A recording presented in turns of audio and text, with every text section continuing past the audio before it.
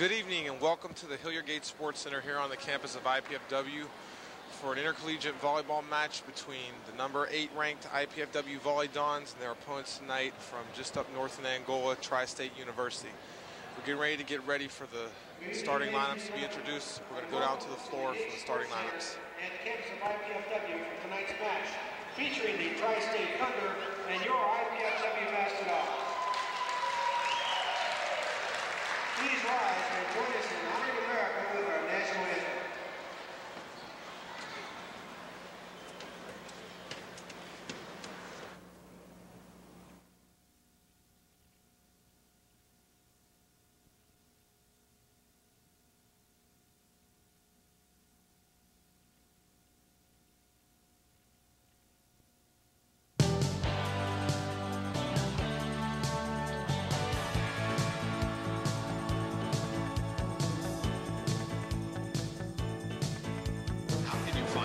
Lightning may strike.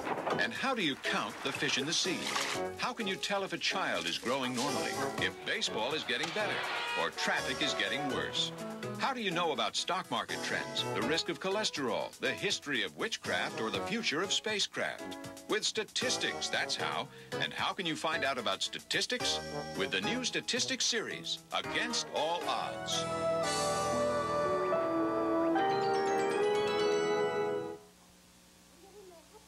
Children are the largest group of Americans living below the poverty line. They have to reach higher for what others take for granted. Health care, balanced meals, encouragement to learn. But with help early on, children in your community can gain the skills to get out from below the poverty line. It takes programs like Success by 6 and people like you to help them take the first step. Call to learn more. Change the world of a child, and you change the world.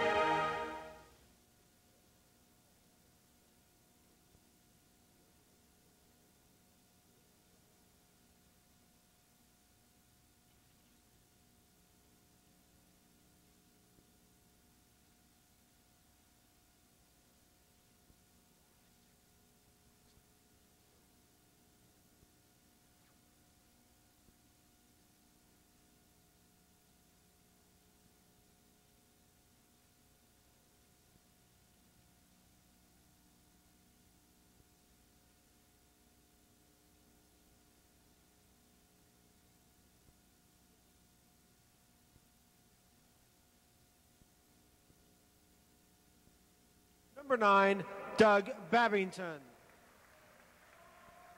A junior swing hitter from Rochester, New York, number 11, Jason Lovelo. And a freshman middle attacker from Cheektowaga, New York, number 15, Steve Brukel. The Thunder is coached by Mr. Dave Sines, assistant coach Carol Lee. And now for your IPFW Mastodons. A 6-foot freshman swing hitter from Wellsville, New York, number 1, Huntley Hedrick.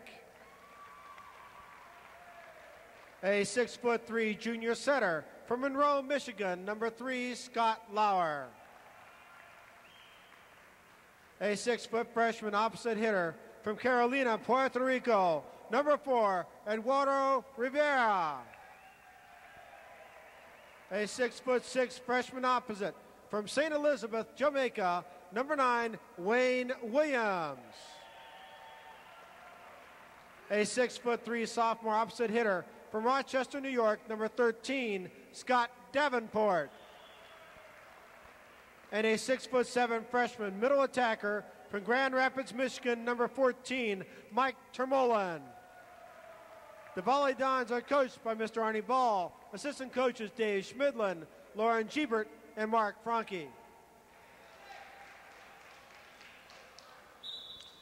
there as we saw the starting lineups for both tonight's teams. Getting ready to get started as team shakes hands in net. I'm Neil Day, and I'm along with my buddy and partner here tonight, Jill Lyon, and we're looking for a good night of volleyball here. IPFW comes into this match with a record of 13-5. Tri-State is coming into the match with a record of 14-10. IPFW is ranked number 8 right now in the country, and as you can see tonight, we're probably not going to see some of the big-time names stars such as Lloyd Ball and Norman Almodovar and Craig Collins, Felipe Relat, Brad Prioditis. In fact, the only star they have out there right now is Mike Termolin. How's the team been doing lately, Jill? They're doing great. This College Cable Access sports presentation is underwritten in part by a grant from Cable Access Incorporated of Fort Wayne, Indiana. Scott Lauer will begin serving for the Volleyball. Scott Lauer serves. Ball passed by Tri-State. Back set by Jason Lavallo. Dug up by Rivera. Ball set outside. Huntley. Huntley's blocked down for a point. No, for a side out. Tri-State sides out the first point of this match. As we're watching this game tonight, keep an eye on number 3, Scott Lauer. I have a feeling we're going to see a lot of Scott next year for the IPFW Volleyball. Yeah, he is projected to possibly be the starting setter next year to replace Lloyd Ball as Lloyd Ball moves on to bigger and better things with the USA national team. Ball blocked down by IPFW. Lavallo plays it up. Roll spiked over net. Rivero plays it, set to Termolin in the middle. It's mistimed. Tipped out of bounds. Point for Tri-State. Tri-State jumps out to an early 1-0 lead here. IPFW looking a little bit rusty, but these guys haven't played together much, have they, Jill? I don't think so. I think Mike and Eduardo probably play a lot on the first team in practice. So it'll take a while for them to mesh together, but they'll do fine. Ball killed by Scott Davenport out of New York. It seems like we have a big New York connection here. 2 players from IPFW who are starting tonight are from New York, both from Rochester. Another player from Tri-State, Lavallo, is from New York. And that's where former IPFW volleyball star Quentin Spiegel came from. So a little East Coast connection. My type of player. Ball served by Babington. Set by Lauer, mistimed on the hit by Mike Termolin. Side out, point for Tri-State. Babington serves. We'll mix up with the balls. Babington to serve again. Tri-State leads 2-0. Pass by Huntley, set back to Davenport, Great slam swing. down. Davenport reminds me of a former player here at IPFW, Larry Fulgeri, in that he's left-handed, he's from New York, even has the same hairdo. Mike Termolin back to serve. What about Mike Termolin, Jill? He's new coming here. People didn't expect a lot out of him. Oh, as I speak, ball spiked, blocked straight down by Eduardo Rivera. I think Mike has a lot of potential. He's probably going to be in the weight room a lot, I would venture to say, this summer. And if anybody can do wonders, it's Arnie Ball, so we'll see. Well, that's for sure, and Arnie Ball has done wonders. Mike had no experience coming in here, and now all of a sudden he's a starter on a top 10 team. He also has an NCAA record, doesn't he, Neil? Yes, he broke the kill percentage record in a match. I believe it was against Ball State, perhaps, a few weeks ago. Very impressive. Lavallo back to serve. Lavallo is one of their big guns. You'll see him get most of the sets tonight from the setter, Rico Martin. I think tonight our passers are used to passing to maybe Loy, and we seem to be passing a little bit further over the net, and Scott is not the 6'8" that Loy is, and I think we're having some problems with that. Score right now is 3-2 Tri-State leading. Lavallo serves again, set by Lauer to Wayne Williams. A little bit tight on the net was Wayne, so he misconnected on the ball. The ball spike touched by the block. Set back, home run off the back wall. That was a great pass too to start that out. I think we're getting the hang of it here. The miss hit there, he got a little bit under the ball and sent it flying into the back wall. It's always embarrassing when that happens, but it happens to almost every player at some point in their career. Jump serve by Davenport and ace. Lavallo couldn't handle the heat on that one. Great serve. Score now is 3-3. Game is tied. Davenport to serve again. Let's see if he jumps it again. I think Davenport's another player we'll see a lot of next year. Certainly. As you said earlier, IPFW ball played out of bounds by Huntley. As you said earlier, Joe, IPFW is not quite used to Scott setting because a lot of these guys, you know, Scott hasn't played in the first team that much. But on the other hand, these guys are the ones who play with him in practice on the second team, so they probably have some experience working with him on the other hand. Ball out of the back row, spiked down, dug by Huntley, perfect dig, set outside. Ball spiked down by Rivero. It's unusual to see a left-handed hitter hitting from the left side. That's a great attack, though.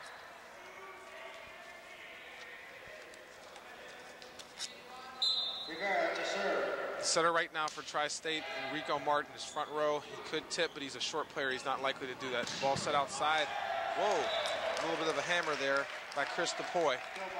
Looks like Tri-State's improved from what they've been in the past years. Sure what do you think, Joe? They sure have.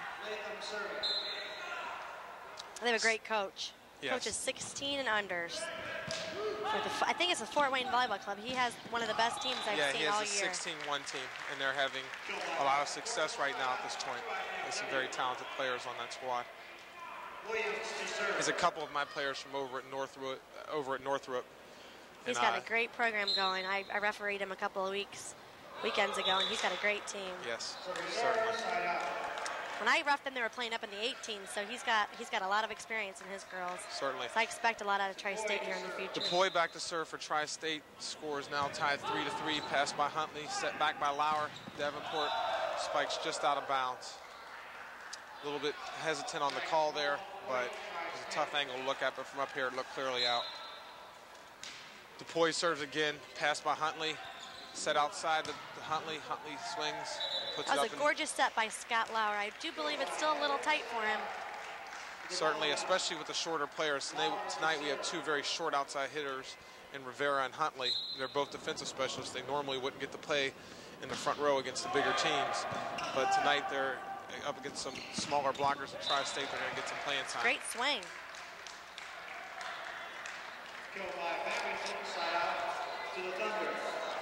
Chris Russell back to serve for Tri-State. Tri-State leads by a score of 4-3 here early in the first game.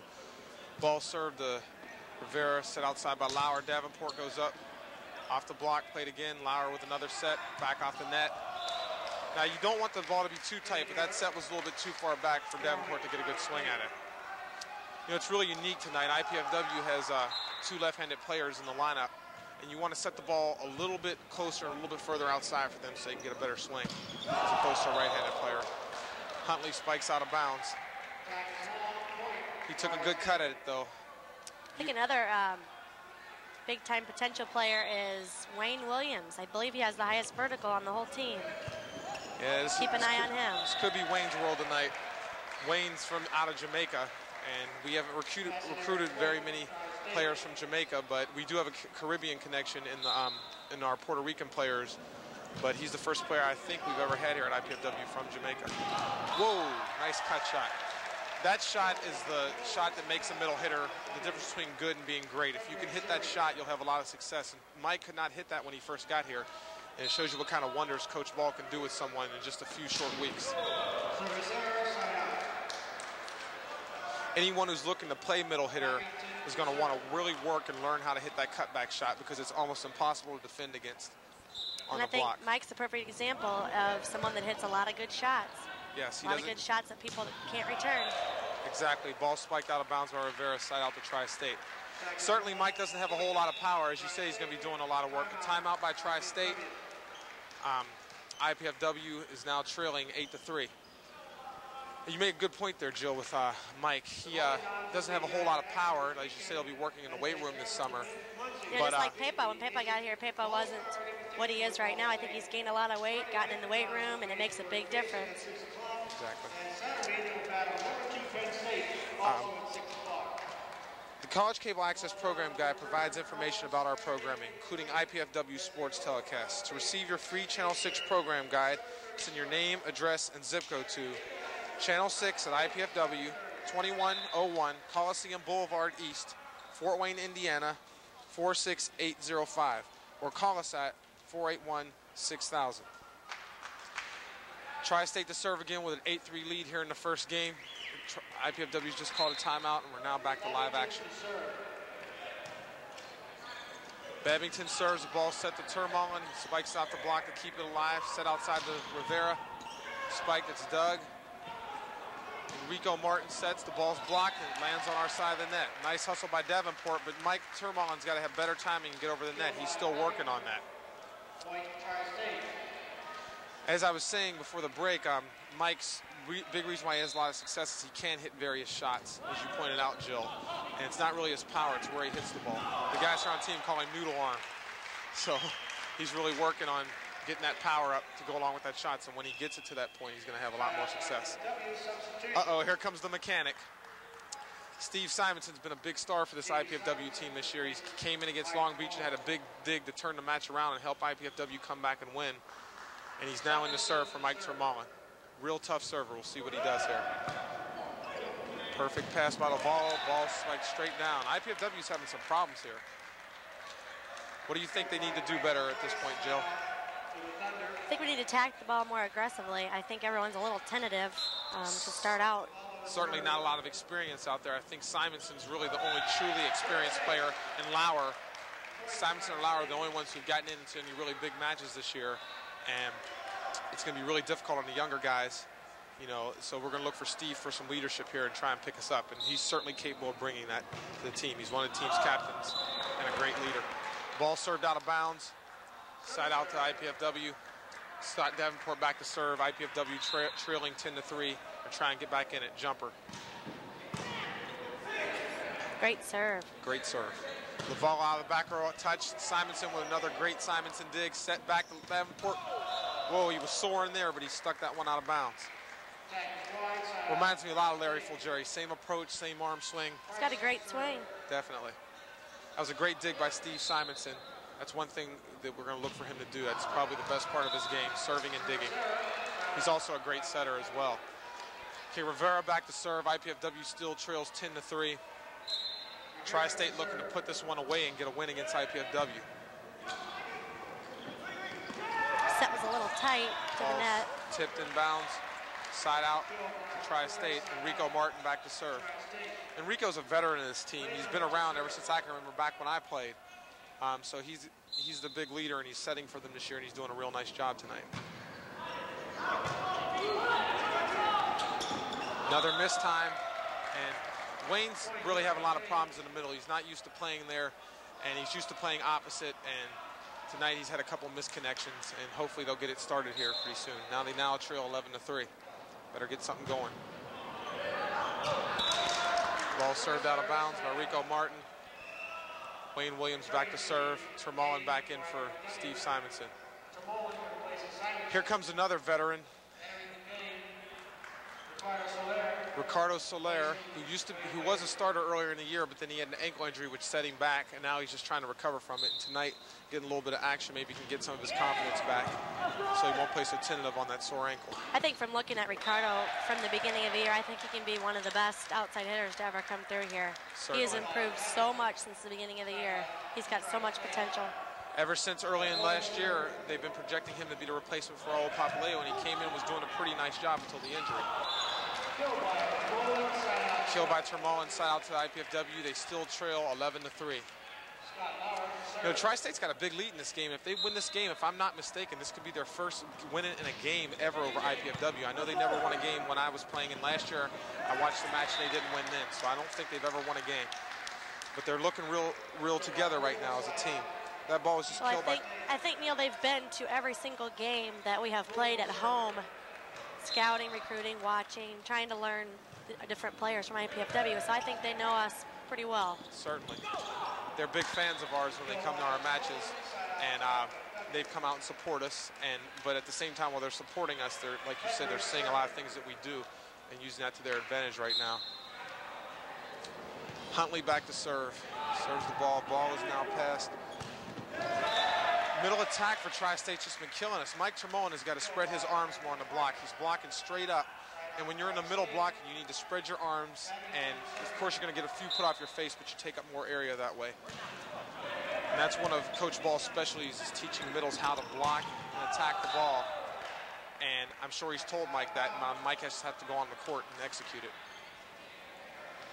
The other night against Stanford, Mike did a really nice job. But we did have some problems blocking in the middle, and part of it was we were not spreading our arms more on the block as the ball was being attacked. And that just comes with experience. Steve Simonson enters the game again now. Apparently tonight, because this is an NAIA team, we're allowed to make more than one substitution in a position. Normally, under normal NCAA rules, you cannot enter the game more than once. But I guess that's what they're checking now at the table. Defensive specialists have only been allowed to enter the game once, and then once they come out, they can't go back in again. But this is his second entry. Well, like you said before, Tri-State is not a part of the MIVA anymore because they are NAI, we believe, so that rule should be okay. Yeah, exactly. Now, but if they were an NCAA team, it would apply as well. But since they're NAIA, I believe that the rules don't apply to tonight. So we'll see a lot of guys getting a lot more playing time. Which is good for the IPFW squad. They need to get some experience. Certainly, certainly. Lavallo back to serve. We haven't heard a whole lot out of Lavallo tonight. It's been mostly Tri-State's middles who've been doing the damage. Ball set back to Davenport. Hit straight now. Beautiful set, Scott. Beautiful set. Great set by Davenport. Scott's a really talented setter. I've had the, you know, even though he wasn't here when I played, in the off season I played with him a couple times, and we've always connected. He's another really left-hander. Nice job. Scott is left-handed? No, maybe he's not. No, not Scott. I meant Scott Lauer, not Davenport. I don't think Scott Lauer is left-handed. Okay. Davenport is left-handed, right. Yes. Okay, entering the game for Tri-State now is Bubba Moe. He's another one of those veterans. He's been here ever since I can remember with Rico. I think this may even be his 5th year. I'm not sure what the rules go on that, but he may have redshirted one of those years. He's a shorter player, but he comes in and gives the team a lot of spark off the bench. Ball set outside and spiked down by Eduardo Rivera. Rivera's a pretty explosive player, jumps well off the floor, gets up. The only He's pretty problem, small, but he's pretty powerful. Yes, his height is hurting, but he makes up for a lot of that in his vertical leap. Ball spiked straight down. The Tri-State middles are killing us. Chris Russell with another spike. If Wayne were to spread his arms, another. I think we're being very aggressive on defense. I think that's where we're supposed to be. I think we've been doing that a lot tonight. But the block has to take away more of the court in order to dig those balls, and we're not doing that right now.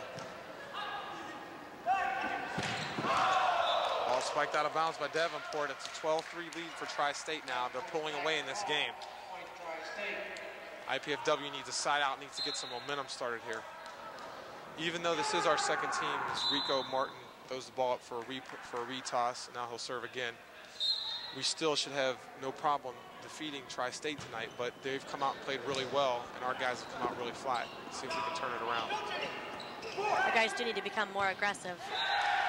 The middles from Tri-State have really impressed me. They were not this good a couple of years ago, and where Coach Sines went out and got these guys, he obviously has done. Isn't Rico just really a passer? Yeah, Rico wasn't outside. He's doing an amazing job here setting. But Coach Sines had worked with him a lot at setting last year. I remember seeing that, and now it's paying off with the sets of the middle. Also his recruiting class. Wow. Tell you what, that was a great set. Chris Russell is only a freshman, number 15, and from what he's showing me, he could be playing at a lot of schools right now, and he chose Tri-State, and it takes getting great players like that to really build a strong program. And Dave Sines is doing a nice job of recruiting at this point. Wayne Williams with the kill. It's his first kill of the night. It's a big one for him, maybe to get his confidence going. Double sub, Turmalin coming back in the front row for Steve Simonson, and Ricardo Solar coming back in the back row for Wayne Williams. There isn't much activity on the IPFW bench right now. I don't think Coach Ball's panicking. He realizes the guys are a little bit flat, and I think he's going to let them go ahead and play this match. Ball roofed down by Lauer and Turmalin. It's the first block we've had tonight. That's a big one. We needed it. I also think our bench should get a little more excited for the team. I know when I watch the games that our bench is really helpful to our starters. They need to reciprocate that. Certainly. And one thing that's been great for us all year is a lot of emotion from the guys on the bench. I know Steve Simonson, when he's not on the floor making great defensive plays, he's a big inspirational leader on that sideline. And the guys have done a really nice job of that. Here we see a shot of Chris Russell again. This guy's a freshman, and he's got a lot of good years in front of him. He's showing it tonight, the damage he's done to IPFW. Right there, the ball was blocked down by Lauer. And Lauer's showing that he's the big-time player here. We need him to lead us if we're going to come back in this match, and he's certainly capable of doing that. He tough serves here. Ball served. Nice serve. Nice pass up to Rico Martin. Set outside. Nice dig by Eduardo.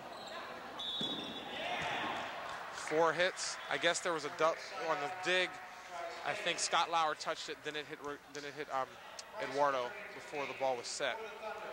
So it's a good thing the ref is on a good angle like that. We couldn't see that from up here, but apparently it was 4 hits. Pass by Huntley up to Turmal, and there's that cutback shot again, but Rico's in position to dig it. Ball set to the back row. Tri-State's been using the back row attack a lot, and in the past they haven't had players capable of hitting that. I guess this year things have changed. IPFW now down 14-4, serving, trying to get back in the match. I think this Tri-State team came in here with so much emotion tonight. Doug Babington with the kill now. I'm sure now is timeout by Tri-State, with them leading the match right now 14-4. Tri-State coming into this match, as you said, came in with a lot of emotion. I'm sure they weren't too pleased about playing against IPFW's second team. I think they want to crack at Loy and Norman and all those guys, but I think if they were playing with them, it might be a little bit different of an outcome at this point in the match. But I think our guys that are out there playing right now are just a little bit rusty. I think they're going to turn it around here. What do you think, Jill? I think so, too. I think they realize that Tri-State came out here to play and that they better get it going. Well, right now to serve is Doug Babington from Bridge City, Texas. Let's see, Tri-State has a lot of players here. They have players from Illinois, Maryland, Ohio, Indiana, Florida, Arkansas, Texas, New York, and Wisconsin. Looks like Signs has been doing putting a little bit of mileage on his car this summer out recruiting players. Wayne Williams entering the game for Ricardo Solar again. Mike Termalen back to serve. Now Coach Ball's leaving Termalen in the serve here because he wants to get him some serving experience, because he does have to serve in the big matches, and he gets an ace there. Took advantage of it. Because we don't have that substitution rule. Now, girls, if I'm correct, can come into the game 3 times, right? Guys can only enter once, and once they go out, they can't come back in. We're playing by different rules tonight. Apparently, that back row set to Depoy is a little bit too deep, but I don't know why they keep going at it, because now they've been having some problems with it. He's hit 3 in a row into the net now. I know a lot with men, you set the ball in front of the line, and women you don't, and seems to be setting the ball a little bit too far back. Too far back, certainly. And also, Depoy isn't the type of player who's going to destroy you from the back row. He's not a Craig Collins, Norman Almodovar, Felipe Relat type. So by setting him, they're only digging themselves into a hole. They need to get the ball up to someone in the front row. Yes, definitely. That's where their success has been. Ball blocked by Tri-State once again. Middle doing a nice job. So down by Scott Davenport. You know, it's nice to have your insight as a setter, because you know very well that if something's working, you keep going to it. And their middle's what has them up 14-6 in this game, and not the back row attack. Ball spiked down by Depoy. Side out to Tri-State. Bubba Moe getting ready to enter the game for Brandon Price. And they're hoping Bubba Moe can serve it out here with a 14-6 lead. They need 1 point to finish this first game out.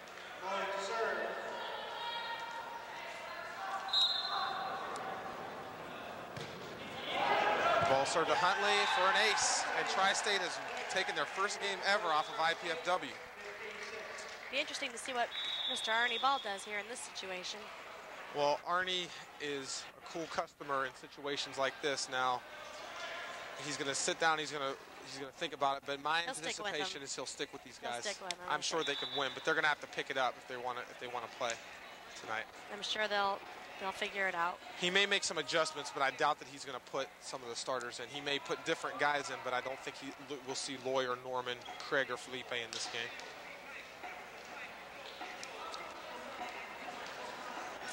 Right now, we see Coach Ball looking at making out his lineup, and he's had a lot of fun.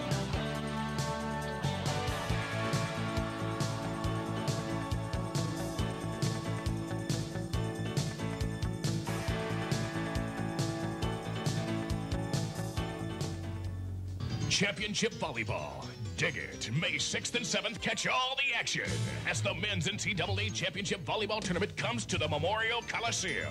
The top collegiate teams in the nation will slam, jam, block, and save on their way bidding for the top spot in the nation.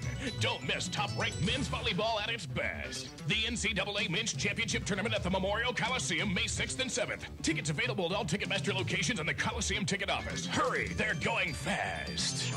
And you change the world.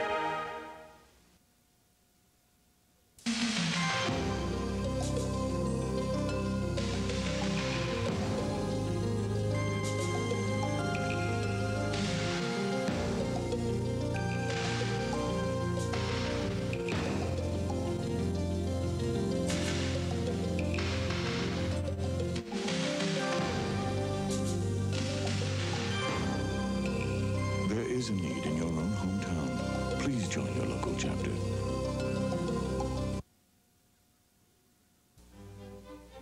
For over 2 millennia, Western society has generated a rich visual tradition of painting, sculpture, and architecture. What do these images mean? How can we understand them? Art of the Western world will take you on an exciting journey that will suggest answers to these and other questions. Beginning in ancient Greece and ending on the brink of the future, it will examine many of mankind's most enduring artistic achievements.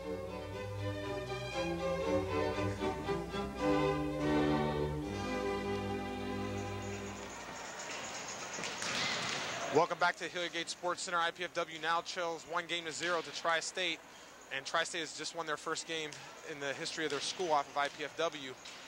Hopefully we're going to turn things around this game. What do you suppose that Coach Ball is going to do this game? You think he's going to go with the same players? I think he'll stick with the same squad. I think Arnie has a lot of confidence in his players. Certainly. Like I told you before the game, we had Arnie coaching us for 2 weeks, and he did wonders with our team in 2 weeks. So I think he's done a lot with these guys as people, so he'll stick with them. Certainly, considering what they went through at the beginning of the year with middle hitter Peter Kujak, who was going to be a definite starter, quitting the team 1 week before the season started. And they were in a real rut at that point, and he's really built this team up from where they were at that point, certainly confidence-wise. And now, from a lot of people doubted them at the beginning of the year as even being able to win the conference. And after this past weekend destroying these 2 teams from out west, it's really looking good as far as possibly winning the national title this year, which is what we've been thinking about here for the past 5 or 6 years. If they're peaking right now, they're peaking at the right time, and I think that's very important. You know, I think last year we peaked a little early, and then, you know, we're on the downslide towards the tournament. And I think Coach Ball planned it that way. You know, he's a mastermind with practice and the way he runs it and how intense he wants the guys to be. And he let things come along slowly, and now he's starting to kick it into a higher gear. And by Final Four time, hopefully we can take out Ball State and MIVA and crush a couple teams from California and bring the gold to Fort Wayne for the first time. Tell you what, it's only about a month away. It's right around the corner. But right now, instead of worrying about the gold there, we simply need to get a win here. And we've gone with the same lineup to start the last game. We're down 1-0 to set the turmoil. And now we're talking grits and gravy. Huntley back to serve. Turmoil with the kill. We need to get things started, hopefully jump on them and deplete some of that confidence they gained from the first game. Volleyball with the pass to Rico Martin. There goes their middles again, but we finally got a dig on him. Wayne Williams popped that second ball up. That's a great dig by Lauer. Yes. Ball spiked out of bounds. That's what we need, defense and good blocking. Now, the one reason Scott Lauer dug that ball is because Mike Turmolen spread his arms a little bit more, got a touch on the ball, deflected it to him. He was in good defensive position, and we got the ball up. If the block's taking away more of the court, we're going to get a lot more defensive digs. Nice dig by Lauer again. Ball touched off the block again. When it's deflected, it slows the pace of the ball down. It makes it much easier to pick up. Ball blocked down by Turmolen. Davenport kicks it outside to Eduardo. Ball spiked down by Eduardo. Scott Davenport. That it was. And he got it outside for that left-handed player to take a really good cut at it. I know sometimes it's real hard for right-side hitters to end up being the setter, and Scott's doing an excellent job. Definitely. Another ace for IPFW. IPFW now leads the second game 3-0, but they trail the match 1-0. Huntley to serve again, going for another ace. Really poor pass. It's a no-no going to your hand. You're supposed to move your feet back up and pass that ball with your forearms with the ball in front of you, but he did not move his feet, and thus IPFW got a service winner off of that point. I think with this team, Huntley Hendrick is known for his serving. I believe he has an excellent jump serve. Yes. He showed us tonight that he really can serve the ball. Certainly. After the 2 guys hitting out, after Eduardo and Steve Simonson and Scott Lauer, he's probably the 4th best defensive specialist on the team, and he's showing that with his serving tonight. Ball drops in. Gosh, I don't know. I think he blew that whistle a little bit too soon. Yes, but it was down, so we'll let him get away with it this time. IPFW leads 4-0. DePoy serves the ball in the net. Tri-State's having a lot of problems with serving and passing this game. They haven't put one ball to the target area as far as passing, and they served a couple balls into the net. Like I said earlier, I think this is an emotional game for Tri-State, and sometimes it's real hard to play on emotion. You know, you see that frequently. Ball spiked out of bounds by Lavallo, side out. No point for IPFW. Mike Turmolen the serve again. You see that quite often when a team who is lower ranked and weaker comes in and takes a game off of one of the top ranked teams. They're so pumped up and so happy from that they feel like almost like they've won the national championship, that type of emotion, and they forget that they have to win 3 games to win the match, and they just let down. Have you seen that happen a lot in women's volleyball? Yes, I have, and as you will know, in this game, Rico Latham was just taken out. We have a new setter. Number 1, Douglas Hodges, will be setting now. And I think that substitution was made because Dave Sines realized his team had really let down after that first game win, and he's putting a new setter in there to try and get the morale back up. Ball set outside, pounded. The ball was sailing out of bounds, but DePoy out of position, running on defense, played it when he should have let it go. That's a no-no to all you players at home, to be running on defense. No matter where the ball is, no matter where you are, when it's being contacted, you must be stopped. I don't care if you're out of bounds, out of position, you must stop to play the ball, because if you're running, you're going to have a lot of problems if the ball's hit back in the opposite direction with which you're running. Scott Davenport to serve again. IPFW leads by a score of 6-0 here. Ball dropped in. Lavallee sets it. They go back to the middle again, but now we're digging. Great dig by Termalen. Ball set up to the middle to DePoy. There they go, setting that back row attack, but he has no power behind that. I don't understand why they keep setting that. Ball spiked out of bounds by Davenport. No, they call it in. Or net violation on Tri-State. And side out to IPFW. Davenport will serve. Tell you what, this IPFW team has really turned it around. It's 7-0, the second game. We're rolling now. I think it was a big deal, these guys. That Coach Ball had enough confidence to put them back out here this game after what happened the first game, and that's why they're coming out playing so tough. What do you think about Tri-State in this back row attack? I think they're overusing it, because I think what was successful for them was the middle. And when you're successful with something, as a setter, you need to learn to stick with that. And I think Tri-State is overusing the back row. Ball spiked down by Wayne Williams for a kill. He's starting to get his timing going with Scott Lauer. Rivera serves to Lavallo. First good pass of the game for Tri-State. Set outside. He's blocked. The ball's covered. Hits the floor. Good block by Scott Lauer. Certainly was. Tri-State starting to argue with each other a little bit. They're starting to feel the pressure of the Mastodons and the Volleyball. You know, we have a certain presence here, and it just intimidates other teams. I was kind of shocked to see Ball State beat us as easily as they did, because usually when they come in here, they were quite intimidated like most teams. But this year they've turned that around, and we have to crush them down at Ball State in a couple of weeks on April the 13th in order to gain that psychological edge back and the conference lead as well. Ball spiked down by Huntley in the corner. The shorter players usually hit the deeper shots in the corners, and that's where they have their success. And they're also hard to dig back there, and Huntley did a nice job. Another new face in for IPFW, Omar Garcia. Omar Garcia. I believe Omar is from Florida. He's from Florida, but he's originally born in Puerto Rico. We call him the Mater D. Would you like some cheese with your wine, sir? Ball set outside. Bruce straight down, but it's dug up by Laval. Laval spikes the ball out of bounds. There they go with that back row attack again, and they just cannot do it. I don't understand it. They were having a lot of success with the middle in the first game, and they're forcing this back row attack, and it just doesn't work. I think it's different when you have a powerhouse hitters in the back row, but when you don't have the big hitters in the back row, I think they're overusing it. Certainly. Tri-State is not an overpowering team. They don't have guys who jump 45 inches like a Craig Collins, and when you don't have that, setting the ball in the back row is not your best option. Ball passed by Lavallo. Set. There goes the middle in. That's what they need. Maybe they heard us. Brandon Price and Chris Russell out of the middle have had a lot of success against IPFW. I think they're probably hitting somewhere around 600 tonight for my estimations here, what I have written down, and I think that's where they need to keep going if they want to get back in this game.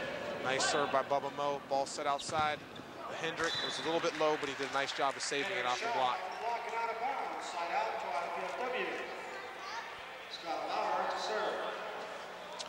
Scott Lauer back to serve. What do you think of his job setting tonight, Jill? He's doing an excellent job. I think Ernie Ball's going to expect a lot out of Scott Lauer next year as a leader as well as a setter. Certainly. And a lot of people think that when Loy and Norman are gone, that's it. But it won't be it, because we have a lot of great players coming up in the recruiting system, and we have a lot of good players who are already going to still be here, like Scott Lauer, Felipe Relat, Craig Collins, Mike Termalen. We're still going to be in good shape. Huntley back to serve.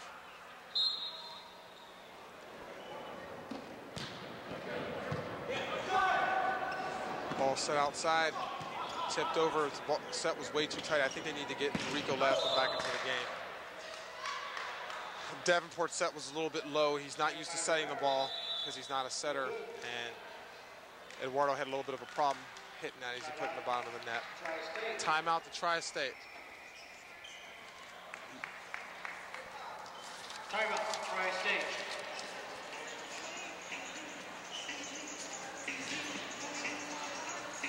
Girls ages 6 to 15 are invited to attend the IPFW Girls Basketball Camp on June 27th through the 30th here at the Hilliard Gates Sports Center. IPFW women's basketball coach Eileen Kleinfelter, assistant coach Lisa Miller, and current IPFW players will conduct training that emphasizes shooting, footwork, passing, dribbling, rebounding, scrimmaging, and individual and team defense. For information on how to register, call 481-6643. Yeah, IPFW's assistant coach Lisa Miller also happens to hold the all-time scoring record here. She had her number retired. And her younger brother played basketball for a very successful Bishop Dwenger team this year, who the high school where I coach at, Northrop, happened to lose to in a very close game in the playoffs this year. And that's a really successful basketball family. Simonson in for Turmalin. Wayne Williams back in for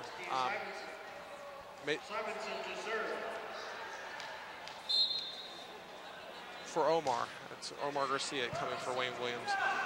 Ball set back, played up by Tri-State, spiked out of bounds again. Tri-State's really hit a rut now. They're now trailing 11-0. IPFW pretty much is blown away in this game. Simonson pulling out the jump serve and he rips it. Lavala passes it, the ball set back, blocked. They need to get Enrico Latham back in the game because the setter they're having right now is having some problems with the high passes and getting the ball to the outside. Entering the game now for Tri-State again is Brandon Price. He's been their big go-to guy in the middle along with Chris Russell. And entering the game for Russell right now is number 4, Christian Hobart. This Tri-State team just might get schneided this game, which means 15-0. I haven't seen a schneid in a while. As a matter of fact, I don't know if IPFW has schneided a team since they did the San Diego State 4 years ago here in the Spring Fling tournament. And that'll be a nice thing for us to finally get a 15-0 game on a team here. Ball served by Scott Davenport. Laval with a nice pass, dropping his shoulder. Ball passed over the net. Great block by Wayne. Great pass by Steve Simonson. No, a little bit high. He's used to passing that ball for Lloyd, putting it about that high, and Scott Lauer's not as tall as Lloyd, couldn't get to that. Now, like I said earlier, I think we need to learn that when we're subbing in, who's in the game and who's not in the game, and adjust to that accordingly. Certainly, but in all fairness to Steve, Coach Ball really stresses passing the ball high so that Lloyd can be an offensive weapon. So Steve Simonson's used to putting that ball up there because he's used to playing with the first team. As a result there, he set it too high for Scott and over the net. But you're definitely correct, Jill. What if Lloyd's not in the game and another setter is against a big team? We've got to be able to adjust and get the passes on the money. Ball pass by Lavala, set to the middle. This setter being as short as he is not quite as good as Rico Latham because his sets take longer to get to the middle, and it gives the middle blocker on the other side of the net and more time to jump. He is subbing in. Rico Latham is now back in. He does a much better job of delivering the ball quicker, which makes the middles more successful because they're up faster. It's a lot bigger and stronger too, I think. Certainly. He's by Eduardo, and he seems to be hitting the head with the ball there. We didn't have that on camera. Eduardo Rivera to serve again now. I don't think he was too pleased with that. Ball set up by Latham. Tried to do a little bit too much there coming off the bench. He's trying to get things turned around, and now IPFW leads 14-0. This will be amazing if they schneid this team. This will be wonderful for their confidence. Big time confidence booster. Let's get it on an ace right here. Nice pass. Ball set back to Lavallo.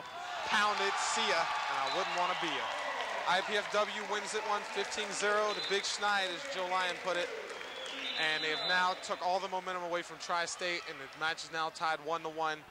And I really doubt Tri-State will be able to recover at this point. So it looks like Coach Ball's confidence in his second team really paid off there in that game. What do you think, Joe? I think it's excellent. I think the second team stuck together, realized that it was time to play, and did that. And result is 15-0. We'll be right back after these messages.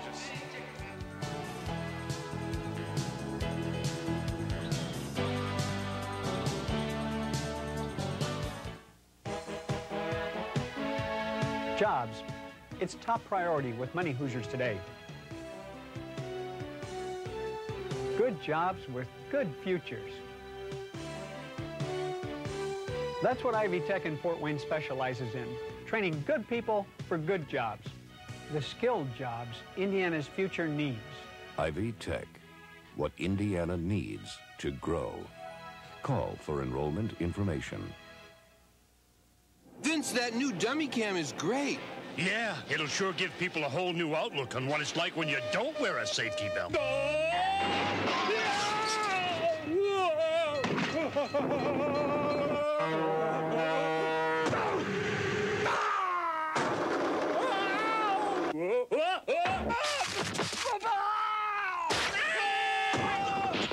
I think they'll get the picture. You could learn a lot from a dummy. Buckle your safety belt. Mental illness. We fear it. We laugh at it. We scorn it. We think it's shameful. But these are misunderstandings. Misunderstandings that will fade away if we see mental illness for what it really is. A medical disease. A disease that can be treated if you just know where to turn. For an informative booklet, call the American Mental Health Fund. We're back to the Hilliard Gate Sports Center again here at IPFW. The match is now tied at 1-1. IPFW crushing Tri-State in the second game by a score of 15-0. We'll see if Coach Ball goes with the same lineup here again in this game, or maybe he'll get the starters on the floor to play a little bit, but I don't know if that's going to happen. If I'm correct, I think they practiced this afternoon. Yeah, they had practice today, I believe, from about 3 to 5:30, 3:30, 5:30, something like that. So I'm not sure that Arnie will use them tonight. It's not so much that he was looking past Tri-State. It's just that we have really big matches coming up this weekend that we have to look forward to. We played a number 2 team in the country who we got beaten 3 games, Penn State, and they're a very talented team. But IPFW is not the same team that played Penn State at the beginning of the year. So right, what do you think's going to happen? And I think that, you know, just by Arnie playing this second team shows his confidence in them, and not only to give the starters a rest, but to give these younger players a chance to show what they've got. Certainly. You know, to the fans. And gain experience. What do you think about this weekend, the match against Penn State? I think that, like I said before, IPFW is peaking at the right time, which means it will be a totally different game than it was out at Penn State. Certainly.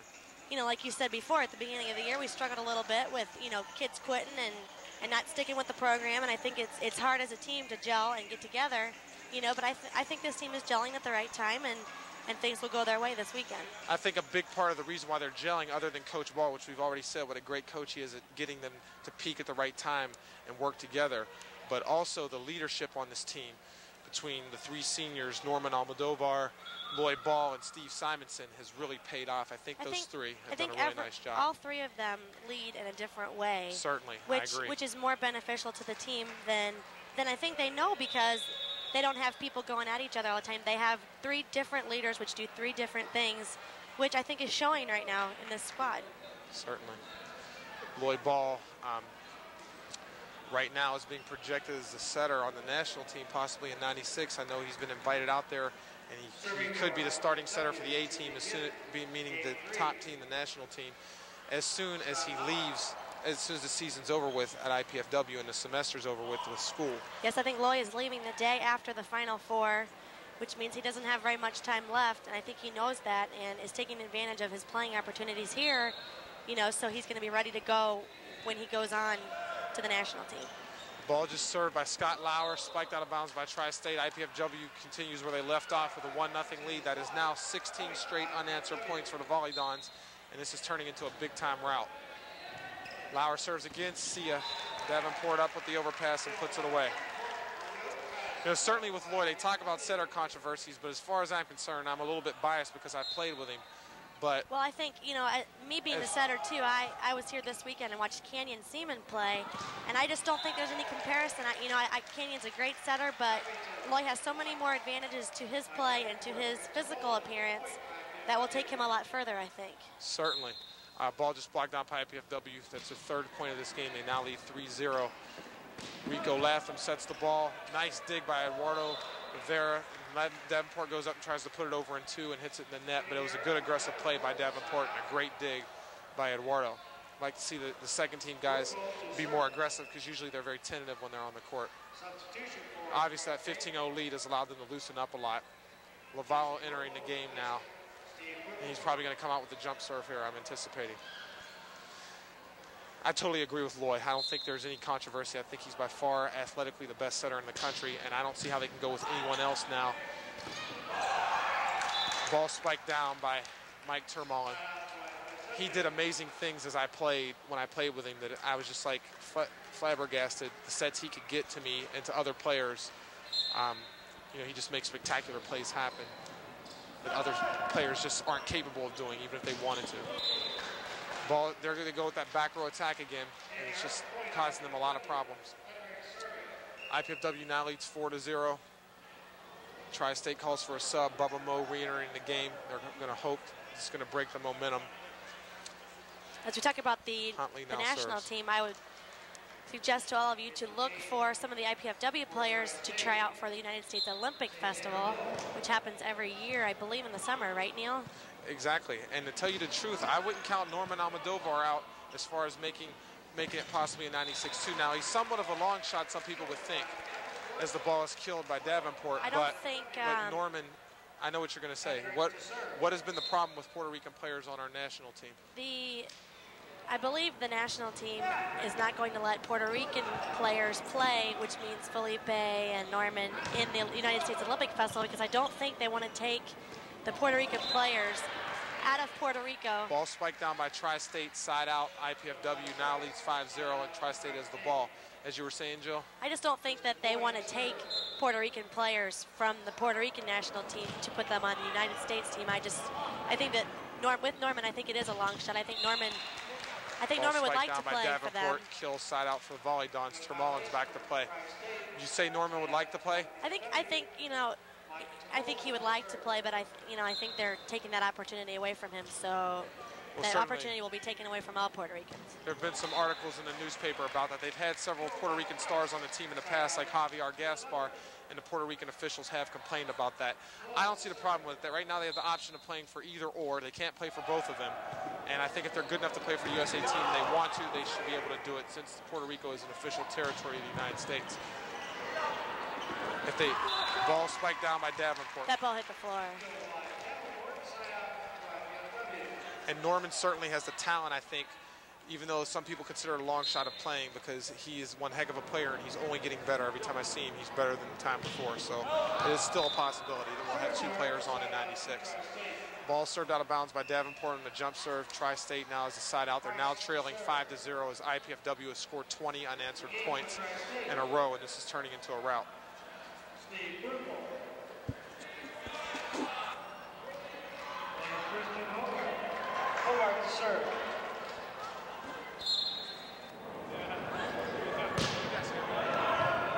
Great pass by Huntley Hendrick.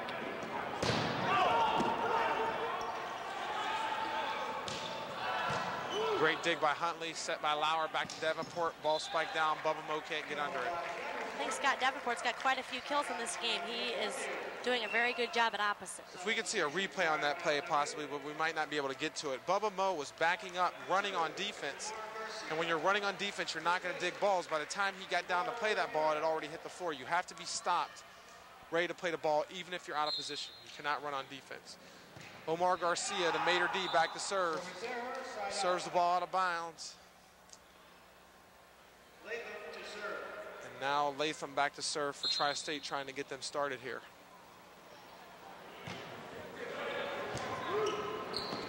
Ball set outside. Great hit. It was a beautiful set by Scott Lauer. Certainly was. Huntley showing a little bit of power there for the short guy. Getting up. Sure is. Wayne Williams back to serve. This will be his first time serving in a match, if I'm correct.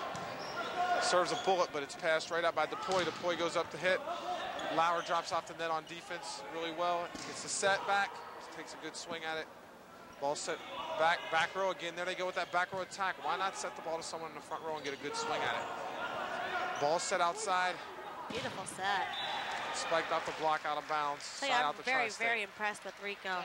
Very impressed. But For him being a passer and an outside hitter, turn to setter, that's pretty impressive. Big time turnaround. And you see there they had success when they went to the front row attack using IPFW's big blockers to their advantage. Whereas when they're hitting from the back row, they're not going to be able to do that. A little serving mix-up. Tri-State straightens it out. They're back to serve. DePoy serves. Huntley passes up to Davenport. It falls over the net. Latham with the set outside to Mo. Mo blasts one way out of bounds. Mo's only about 5 feet, if I'm correct. I'll look here on the roster. Well, they don't have his height listed, but I think he's exactly 5 feet even, maybe even 4'11". I'm bigger than him, Neil. And you're going to have a lot of problems when you're that short. Looked like Latham was in the net, but it looked like the officials missed that one. But it doesn't matter. The ball was played out of bounds, and IPFW gets the point anyhow. 6-0 here at the Hilliard Gate Sports Center. Lauer with the jump serve. Latham sets it outside. Ball spiked down by Babington. Side out to Tri-State. Still Again, trailing 6-0. Definitely was.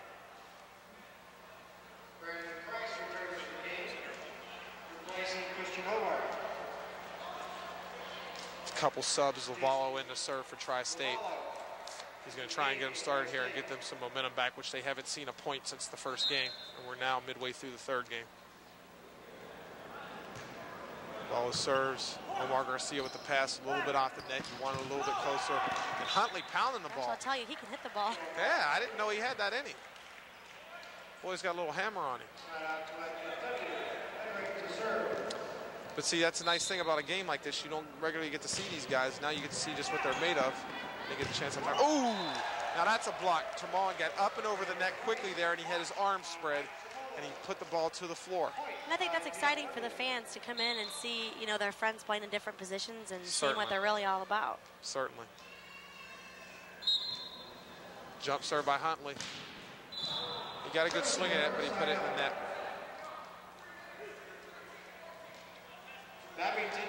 Babington back to serve. Tri-State. Here he goes jumping, out of bounds. A lot of service errors in this match. Tri-State maybe not having the jump serve talent necessary to be consistent with that. And IPFW certainly has the talent, but some of these guys are rusty, having not jump served that much in the game. Ball spiked out of bounds. That's one of the few errors we've seen out of the middle for Tri-State tonight. I still can't figure out why they're not sticking with that. IPFW was in the net, though, so they get the side out. What'd you say, Jill? I just still can't figure out why they're not sticking with that and using that middle. Yeah. Because there's been a lot of good passes over there this game. Ball set up to Wayne Williams. Wayne gets the block. He gets his hands up immediately. IPFW is doing a real nice job of blocking, getting over the net at this point. Even though that play was dead, Davenport really had nice penetration. In order to block the ball, you want to reach over to the other team's side, so when it contacts your hands or your arms, it goes straight down to the floor, and you put them out of their misery quickly. Yeah, what do you think is attributed to Wayne Williams' improvement? He has just really, I mean, I have watched him play towards the beginning of the year, and he was in the net a lot. He was real nervous, and tell you what, he has made a lot of improvements. Well, I worked with him a little bit this summer. You know, we worked some volleyball camps together, and in between the sessions, we would work out a little bit together. And like, he has improved a lot from him. Obviously, as with all the players, I think as Davenport goes back to serve here for IPFW with them leading 8-0, I think the coach Ball, period, right there. He improved me more than I could ever have imagined in 2 years when I was here. And he does that with all the players. Now with Wayne, he's made him a special project, much like Mike Termon, and that has had a lot to do with it. Also, Wayne's a little bit more comfortable in the United States now than he was when he first got here. He's not as homesick. Ball spiked out of bounds. He's met some friends from Jamaica. He's also made a lot of new friends on campus. He's really tight with the guys on the team. He's feeling more comfortable, and certainly feeling comfortable has a lot to do with your play on the court as well. Brandon Price now back to serve for Tri-State. They're now down 8-0. As I said, it's been a rout ever since the end of the first game. Tri-State has not scored a point, losing the second game 15-0, trailing 8-0 here. Huntley passes the ball. Lauer tips it. Nice play by Latham. Maybe they'll get a point here for a change. But no, they screw up again. And the ball sided out to IPFW. They're really not cohesive right now. What do you suppose Coach Sines does to get his team started, Jill? I'm not really sure, but it looks to me like they've just completely gave up after they won that first game. I think that might have been just it for them. And, you know, in order to win this game or the next one, they have got to pick it up. Certainly, great block by Lauer and Williams. There's there they go with that back row set again. Look how easy it is to dig, but they dig it over the net. You've got to play that ball to the setter. There they go back to the middle, and IPFW was in the net. And I don't know about that call, but Dan Brandt made it. He's a very good official, and he has a better angle than me. From up here, it looked like it might have been a clean block, but he's a lot closer to it, so you can see a lot more things when you're up on the net. Latham back to serve, trailing 8-0, trying to get their first point in 3 games.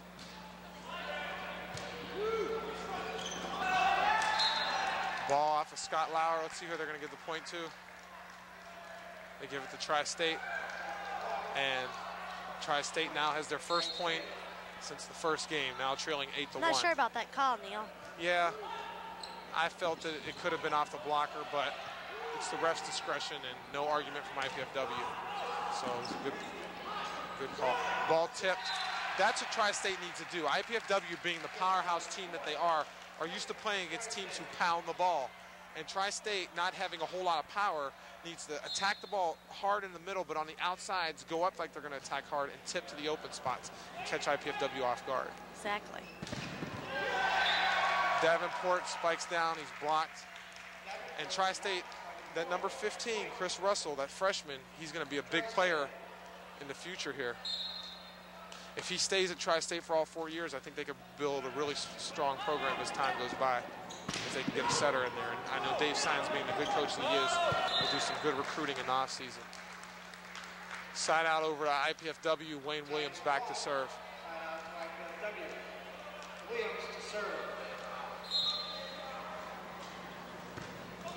Williams serves the ball. Nice pass. Latham up to the middle is another good hit, but Termullins up. Great coverage. Definitely. Would you like to explain coverage to the fans at home for us, Jill? Coverage means when any hitter hits the ball, you're down as low as you can get.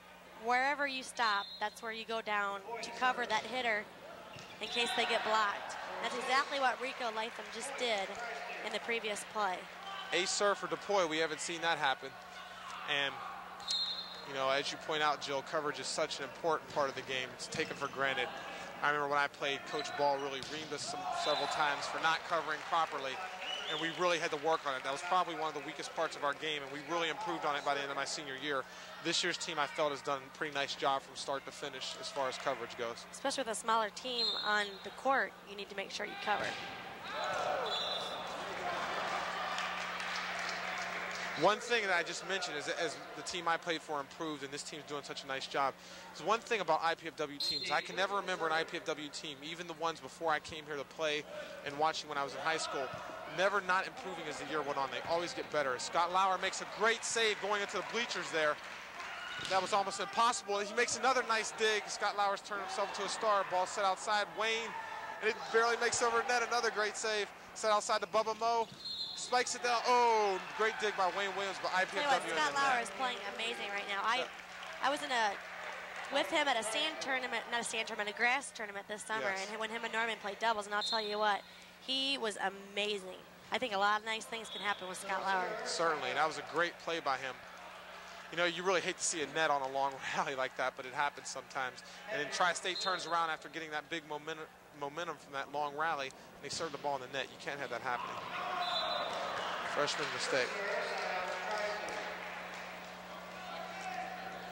Number 9 back to serve for Tri-State, Doug Babington.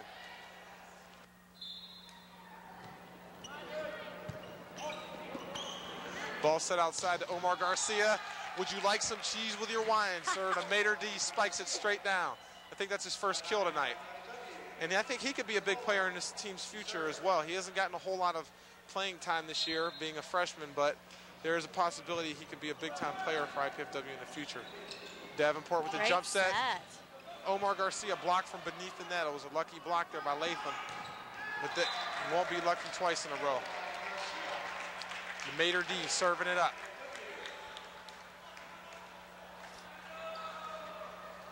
Mike Tremoli back to serve.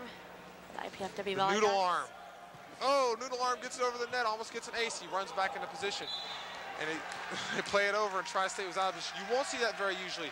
The player serves from the right back part of the court. Our middle backs for IPFW usually play left back, and watch after he serves, he has to run all the way across the court to the left back position.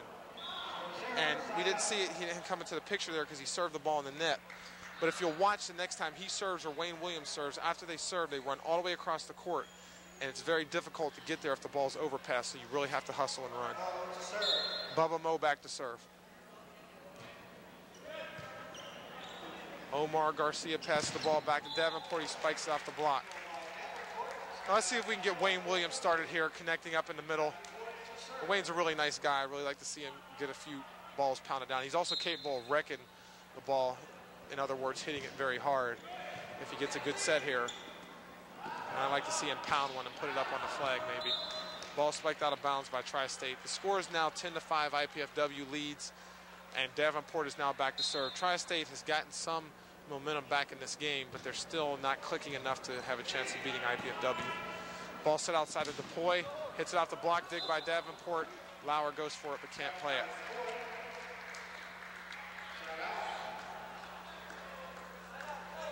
Price to serve for Tri-State. Price back to serve. Jump serves.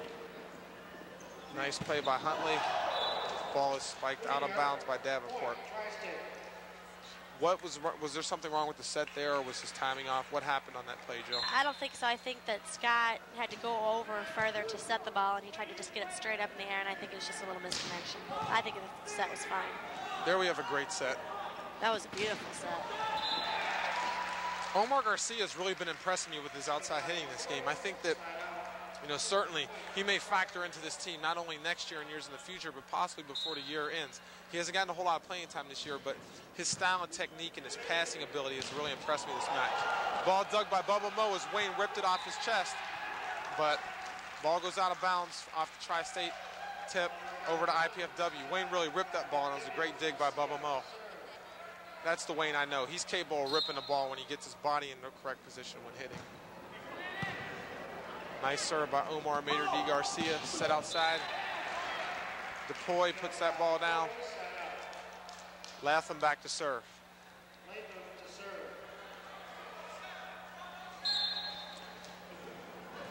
Rico serves it up. Rico Latham may look familiar to a lot of fans out there.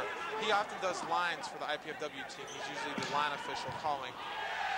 He's also very good friends with number 3, Scott Lauer from the IPFW men's. Yes, he is. Scott's from up in Michigan, and Rico from Tri-State being up a little bit up north. They play together a lot in the summer. Latham to serve again. Serves the ball to Garcia. Garcia with another good pass. He's really relaxed about his passing style, and that's why he has so much success. He doesn't panic when the ball comes to him. DePoy with the tip. Davenport plays it up. Lauer up to Williams off the block, down for the kill. It's a great set. I think Wayne is a player that would be hard to set because he jumps so high, and I think Scott's doing a great job with it. Also, his emotion winding up. He never jumps the same way twice. And you know, as a setter, if you've had a middle that's really out of control with their body movements, that's one thing Coach Ball's really worked on, and he's improved a lot, but he needs to improve more. The mechanic into the game, Steve Simonson, former roommate of mine, a real close friend. He's a really great guy, and he's just as great a volleyball player as he is a person. Ball is dug up by Omar Garcia, spiked down by Davenport, and it's sailing out of bounds. Great dig by Bubba Mo. The reason he dug that ball that time is he was not moving. He was stopped when the ball was contacted, and that makes a big difference. Simonson back to serve again. He serves the ball short. What a great serve in the zone, too. That's one of the toughest serves to pass. Ball spiked down pretty hard by Babington, and Tri-State's getting a little bit of emotion as they now trail 12-8, and they're making a little bit of a comeback here. Looks like Coach Sines has really gotten them back in shape for this game. And certainly if they lose this one, they'll have more momentum for next game. But they just broke that momentum. You can't do that. And DePoy, he's hitting out of the back row and jump serving, and he doesn't jump that high. I don't understand why he's doing that. He should stay on the floor. Some players need to learn to play within their limits. And DePoy looks like he has a lot of volleyball skills, but as far as athleticism, he might want to try and stay on the floor a little bit more and use his head and use his skills more so than jumping ability. Back to serve right now is Chris Russell from Orlando Park, Illinois. It's a tough serve by Russell. Hendrick had a tough time passing, and ball set outside to Davenport. Tell you what, Scott Davenport's been quiet, but he has got a lot of kills tonight. Certainly. And he's coming back from big-time knee injuries. He's had bad knees all year long. It's really nice to see him off the so-called disabled list and back onto the team on the court. I think he spends the most time in the training room. Yes. As you said, he's got bad knees. Ball spiked down. Omar Garcia put it off Bubba Mo's chest. But Bubba Mo's not afraid to stick his nose in there and get the ball. He's had a couple hit him off the chest today, but he's going after it, and I like that attitude. That's the type of attitude Steve Simonson has, and you need a defensive specialist to come on the court and really spark the team like that. Huntley back to serve. He serves short, but he serves in the net. As you were talking about Steve Simonson, he came in the Stanford, was it Stanford Long game? Beach. Long Beach game, and made the dig of his life probably. Certainly, trailing and helped the 14-6. team in a major way. Definitely. 14-6, they were down. He made that dig. They came back and won the game, and I think that was a big part of it. Nice up by Bubba Mo. Latham puts it over net. Simonson hustles, gets under it. Set to Garcia. Garcia's really smooth about his hits. He keeps that in bounds. Ball set up. Mike Tremolin blocks it. Noodle arm, puts it down. Noodle arm with the kill again. You know, the fact that he is a noodle arm and his hitting style is so unorthodox really leads to a lot of kills. I mean, if you noticed a player, you know, when you're not used to them, you know, often in the major leagues when they bring in a rookie from the minors and no one's seen them before and they have a really weird style, say perhaps a knuckleball, it's almost impossible to hit because that's not what you're used to. And that's what Mike Tremolin does with his swing. Ball spiked out of bounds. Which makes it very hard to block. Certainly. On lines tonight, we have getting a really nice job out of two of the IPFW Lady Dons and April Bear and Heather Teagarten, both former Fort Wayne High School stars here. April at Concordia and Heather at Snyder. Whoa! The lift called there. I don't know. You thought it was a good call, Jill? I thought that was a good call. Okay, I'm sorry. I take that back. I'm a little bit lenient. I'm not sure. I thought that was a pretty good call. I think, you know, in NCAA Division I men's volleyball, that's got to be called. See, I'm the other way. I believe that at the men's level, unless it's something that's blatant, then it should be let go for the most part. I believe most referees are very liberal and they let things go unless, like for example, Loy's dump could be considered a throw, but it's Loy ball and they let him go because this is the men's game. And I believe in that. As most referees who have had me in a high school match would attest to. I think though that's different. When Loy's at the net, it's a different game, but when you're in left back trying to set the ball to the setter in the setting position, I think that it's a lot more obvious when you're refereeing. IPFW now has game point leading 14-9. The crowd's now into it for the first time in the match. Lauer sets it outside to Omar Garcia. Game over. Garcia had a really good game. He's got a lot of potential. Definitely. Another player. This whole team is full of potential. Definitely. Okay, IPFW walking on the court. You'd almost think it was into the match, but we did lose the first game, so it's now going to the fourth game. We'll be right back after these messages.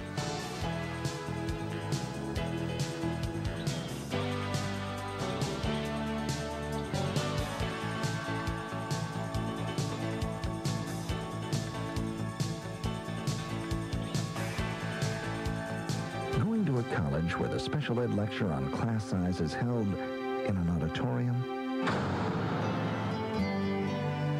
St. Francis College. Smaller classes, personal attention, a better education.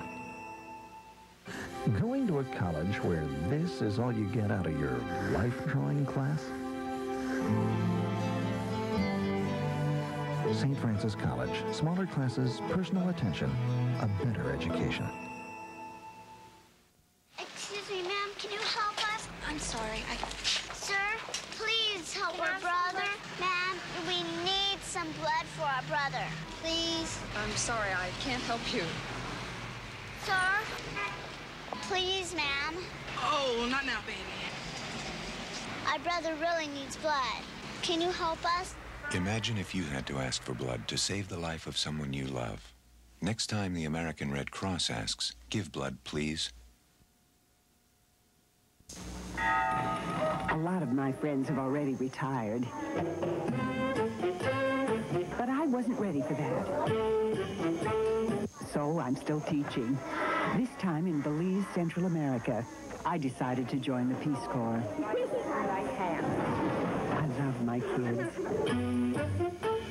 And the way I figure it, I have the rest of my life to play cards. Peace Corps, the toughest job you'll ever love. Welcome back to the IPFW Hilliard Gates Sports Center for the IPFW Dons versus Tri-State. It is now 2-1 IPFW. We got off to a slow start, but we're back in action, and we're up 2-1. Well, as you'll see, our players are kind of warming up. I'm sure Arnie will go with the same lineup, which has been successful so far.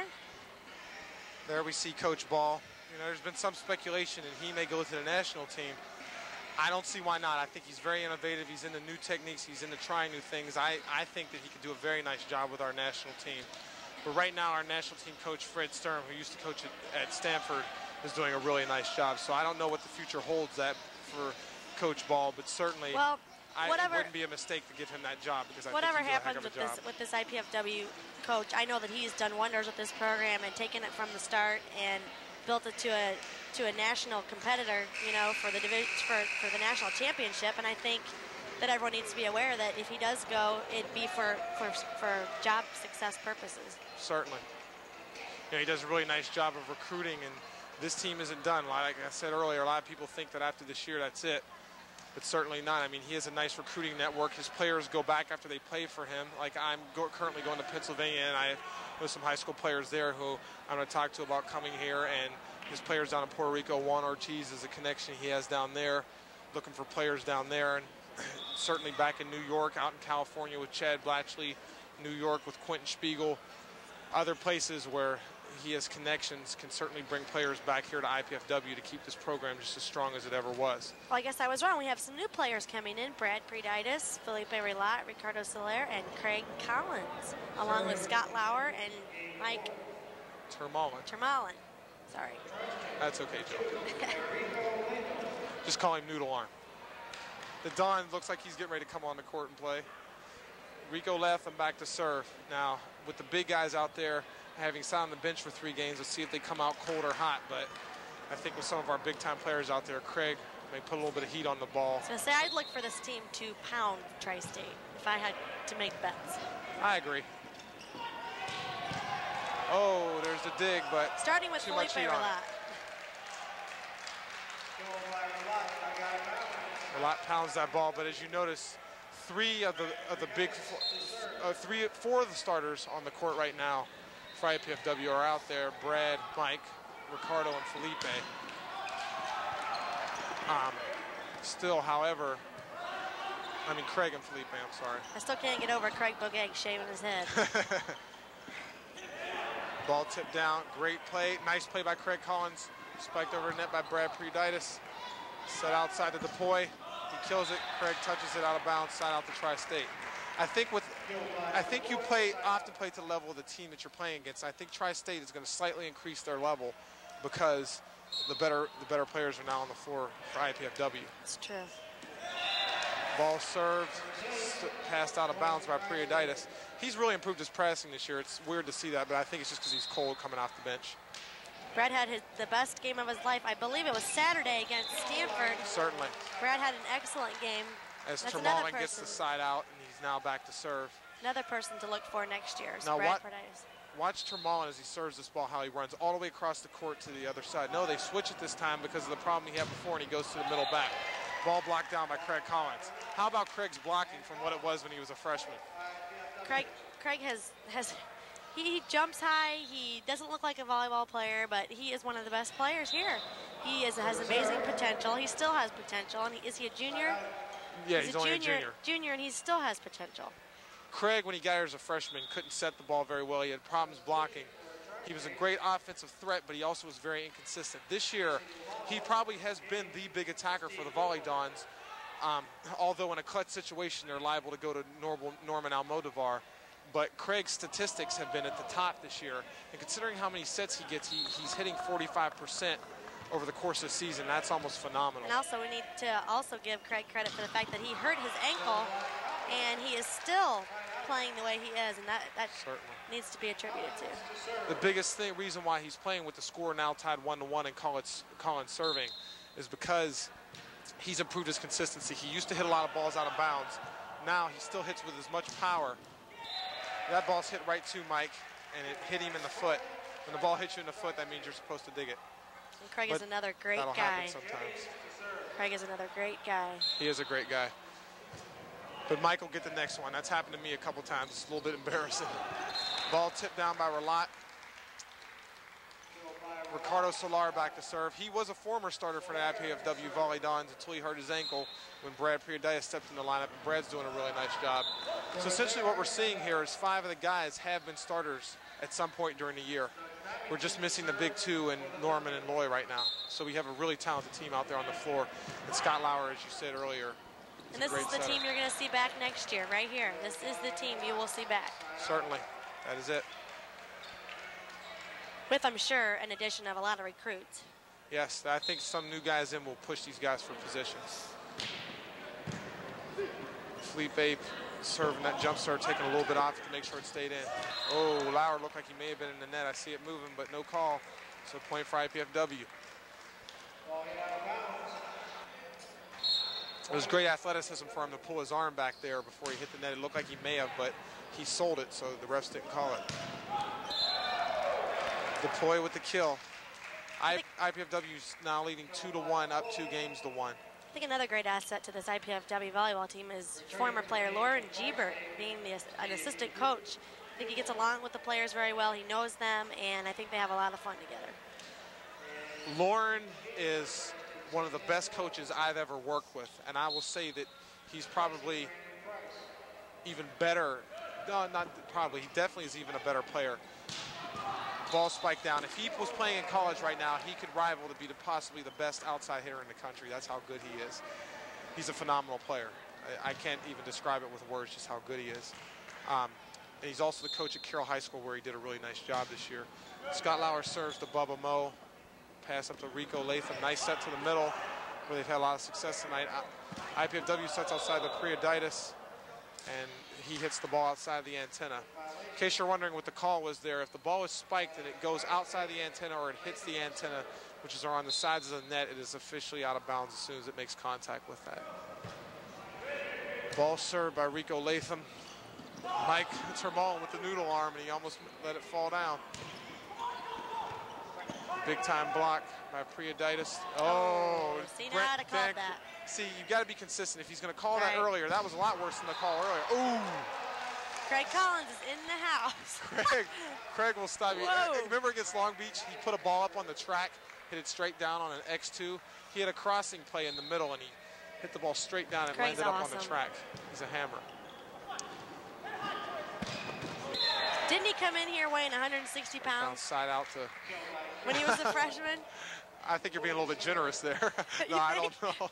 I don't know. I remembered him coming in not weighing very much, and he is just an animal. Yeah, he was certainly a toothpick then. Now he's maybe a match. No, I'm just kidding. He's getting a lot of weight. Ball served out of bounds by Tri-State, and Mike Termal back to serve. Craig has gained some weight and bulked up a little bit working out in the weight room. And he and Felipe both have done that. They were very skinny when they first got here, and their work on the weights is improving.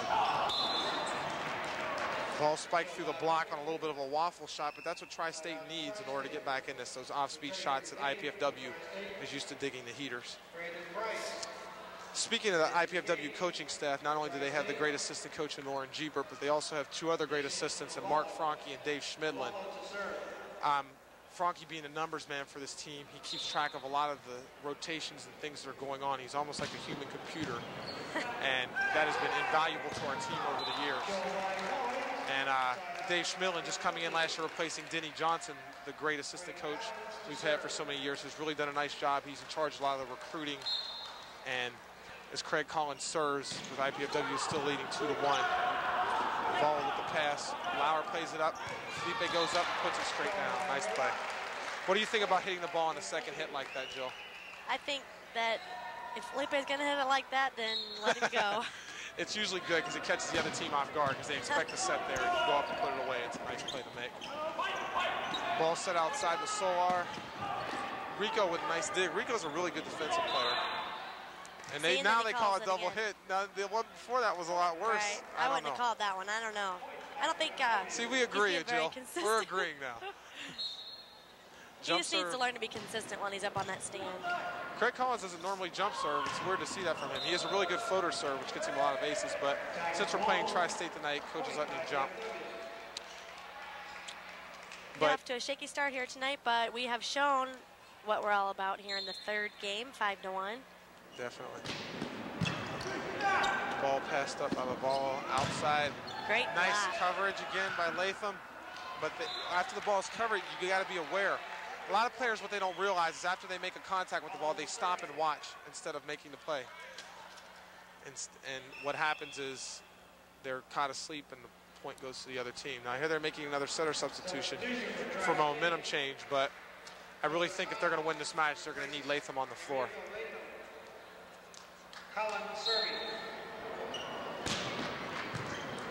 Ball served by Collins, set up to Lavallo. Touch off the block, Termon with the set. Lauer, Felipe with the backslide, a play you see often in the women's game. Oh, he's going to call that. Now that was a lift, so that was a good one. I agree with you there, Jill. That was a lift. So he's got to call that. Now, Collins back to serve. And IPFW now is leading 7-1. He jump serves the ball in the net. IPFW's pulling away in the fourth game here, up 2-1, now leading 7-1.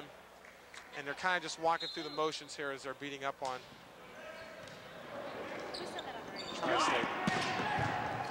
Oh, now what we saw there by Lavallo was he was out of bounds when he dug that ball. A lot of people would think that was a bad play, but often you are taught to play deep in the court, even sometimes out of bounds when you're in the middle back, so you can play touches off the block. So really that was not that bad of a play by him. When in doubt, the ball's not out, so play it. And since that was a close play, that made a nice try. I would like to announce that on the radio, Loy Ball has been named National Player of the Week. What do you think of that? I think it's the first time an IPFW player has been named National Player of the Week. I saw that in the paper this morning. And it's a real nice honor for Loy. He definitely deserves it. Like I said, a lot of times people take for granted the things that he does because he's so great, but you come and watch him play, it's a real treat to watch him because he makes outstanding plays that other people simply cannot do. Wow, ooh. Now that is why you set the back row. When you have Craig Collins, you can set the back row. He hit that ball straight down. That's the hardest hit of the match all night, and he hit it from the back row. And as all of you have noticed, that is the difference between a good back row attacker and a back row attacker that doesn't need to be hitting out of the back row. Definitely. You know, I think there as Felipe Relat was moving a little bit, didn't have a chance to get to that ball. It was deflected off the block. Craig Collins, he's up a couple inches higher tonight, it seems. You think it's that aerodynamic haircut he has? It must be. He shaved all his head off his hair, and I think he's getting up a little bit higher. Less weight, less wind resistance. Back to serve for Tri-State is Bubba Moe. Drops the short serve in, easy serve for Prioditis. Pound. I think one of the big teams which separates the men from the boys in NCAA volleyball is serving. And Tri-State serves a bunch of lollipops up to us and makes it really easy for us to pass the ball. And you'll notice as Scott Lauer goes back here, he's going to put some pace on the ball. It's not so easy for Tri-State to pass the ball. Scott is doing a great job in transition offense, setting the ball, using his different options. Ball just missed down the line. April Bear all over the call there. And now back to set for Tri-State is the backup setter, number 1, Douglas Hodges. Hodges is not a bad player. His height just really hurts him. Pounded straight down. There's another reason why you can set the back row. Felipe Relat hit that ball from out of the back row. You notice it was set just like a regular front row set, but our guys jump so well, they can get up and hit those balls. Tri-State doesn't have guys with that athleticism, so they cannot do that.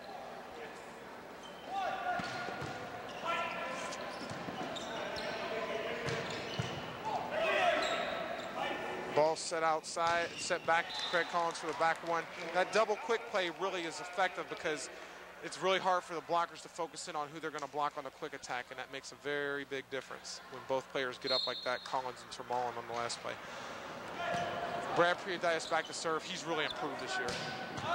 Oh, but he just got packed there. What do you think? What do you attribute to Brad's success this year? I think Brad puts a lot of pressure on himself, first of all, and you know, as we all saw last weekend, we saw what Brad can do, and now, hopefully, Brad's got the confidence, you know, to play that way the rest of the year because he definitely has the talent to do so. IPFW gets a side out there off the spike by Soler outside. Entering game for Mike Termalen is number 4, Eduardo Rivera. And now IPFW leads the match 9-1, and they're pulling away. And it looks like this one will be over here soon. Lavallo makes a nice pass there. And the ball is spiked down by Doug Babington. Coach Ball up talking to the official. I'm not sure what about right here, but he seems to be laughing, so obviously it was in jest. Lavallo with the jump serve. That's probably the most pace I've seen on any serve by Tri-State tonight. And from Rochester, New York, as we've seen with Scott Davenport and Huntley and Quentin Spiegel, who played here before, they like the jump serve out there, so apparently that's where he got his jump serve from, the same place where they did. Craig Collins with a nice serve. Great pass by Lavallo. Ball is spiked down by Babington. Another side out for Tri-State.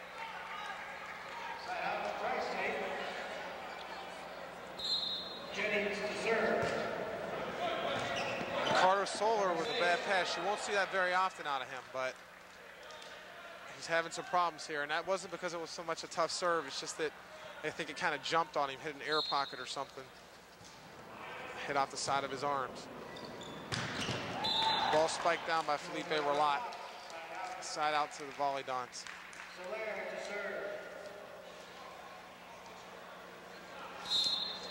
Soler serves back into zone 5. The Poi pass is a good pass. And the ball is spiked down through the IPFW block. Tri-State's doing a nice job here as they're now trailing 9-2 of hitting the IPFW block and using it to their advantage.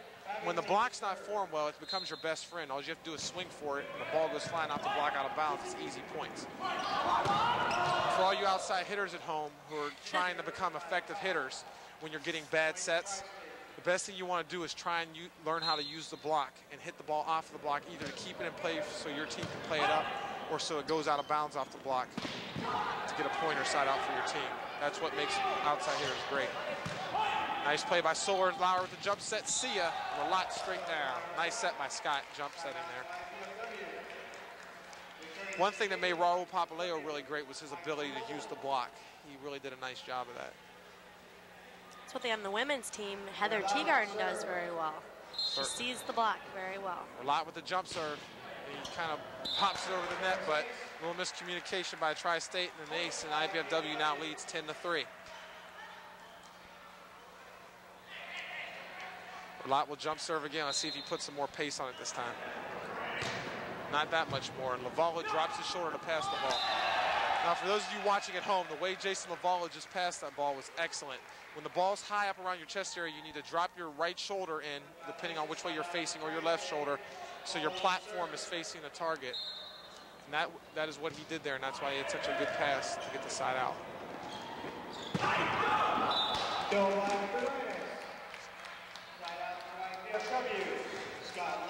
Scott Lauer back to serve.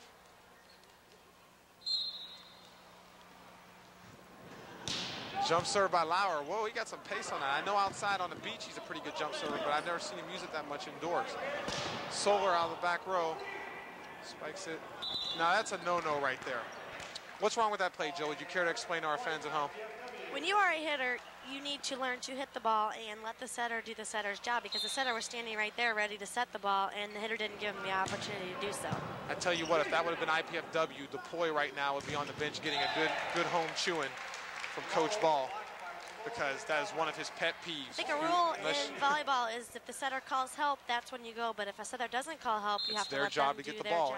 Even if they're a mile away from it, if they don't call help, it's their responsibility to get the ball. And there's no one to blame but them if they don't get it. But you do not get in their way.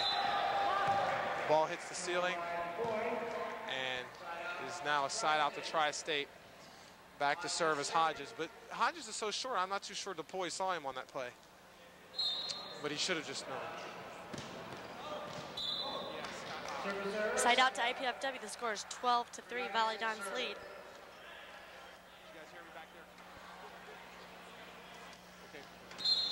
Brad Prioditis back to serve. Ball served out of bounds. Now, IPFW if fans who are really loyal fans have been following us for the past few years, we had 2 really good serving teams like 3 and 4 years ago. And then last year we had a lot of problems with serving the ball out of bounds. One thing that has made this year's team really great as it strived to improve as the year went on is its serving.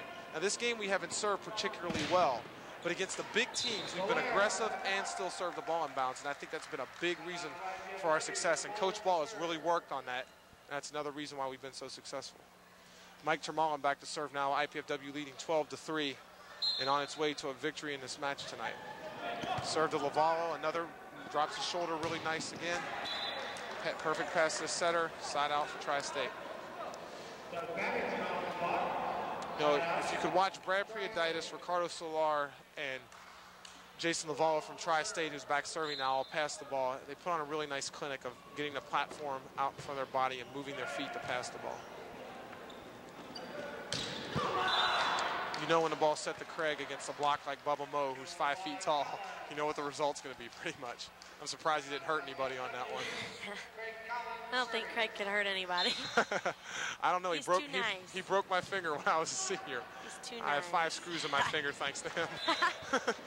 Ball spiked off the block out of bounds. I'll never forgive him for that. No, I'm just kidding. He's my buddy. He didn't mean to do it. I like this guy's haircut.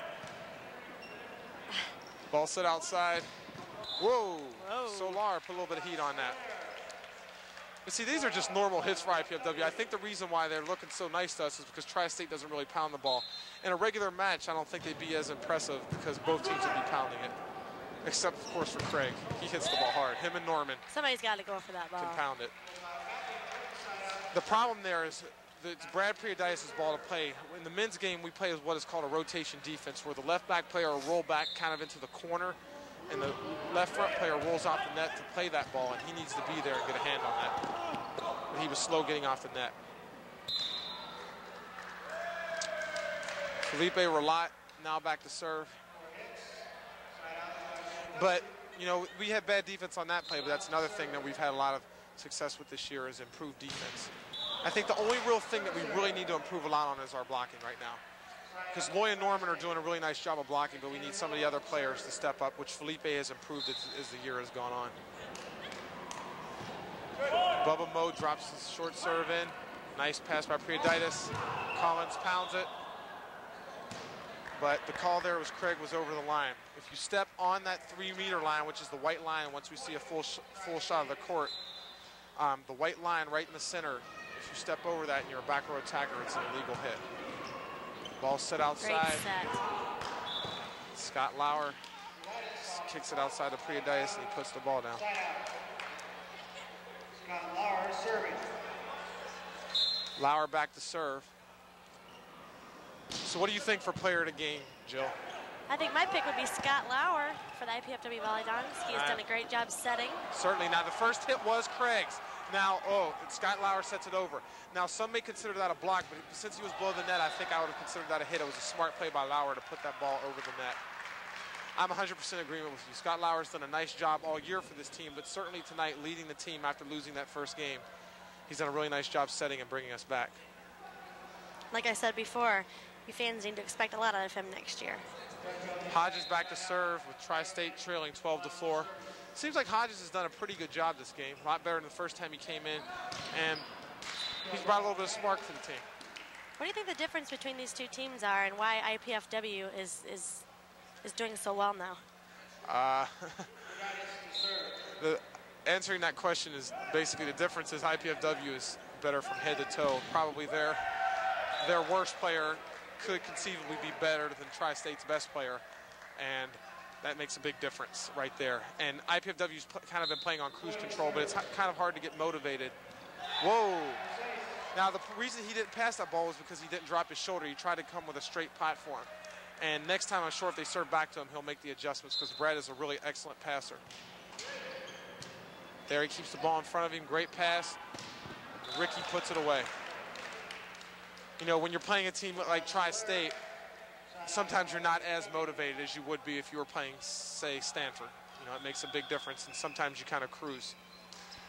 And that's not good, and you try and keep your team from doing that as a coach, but it's almost just like a natural reaction. I think all in all, this IPFW team has done a very good job tonight. Oh, certainly, yes. I mean, they haven't played poorly. That's not what I'm saying. I'm just saying they're not playing at the level like that they're capable of playing at. I think that's natural in any game you play. Certainly. Ball blocked out of bounds. Side out to Tri-State. Lavallo back to serve. I think he's going to crank up his jump serve again. The Rochester, New York jump serve. See if he can impress his New York buddies on IPFW. No, he stays down. Nice pass by Prioditis. Felipe with the off-speed tip. Lauer sets it up. Craig Collins with the set to the outside. Ball spiked down. Oh, that may have been a lift. Yeah, and they call it. It was a late call. Ricardo's gotten some really tight sets, and he's done wonders with them. He's doing a great job in here. Certainly, but for Craig, that's a good set, considering where he was at a couple years ago. Poor He could not set the ball at all. Here comes a jumper from Collins. He rips it. Collins has really improved his jump serve. Ball tipped. Lauer with the back set to Collins. He didn't get much of an approach to that. Would have gone out of bounds, but he didn't. And Tri-State played it up, and Felipe snuffed it on him. I think Pepa's arms are longer than his legs. It's just too hard for a team like Tri-State, who, if you look at the net, against a player like Pepa. They have two front row players right now. One is 5 feet tall, and the other one's probably 4'11".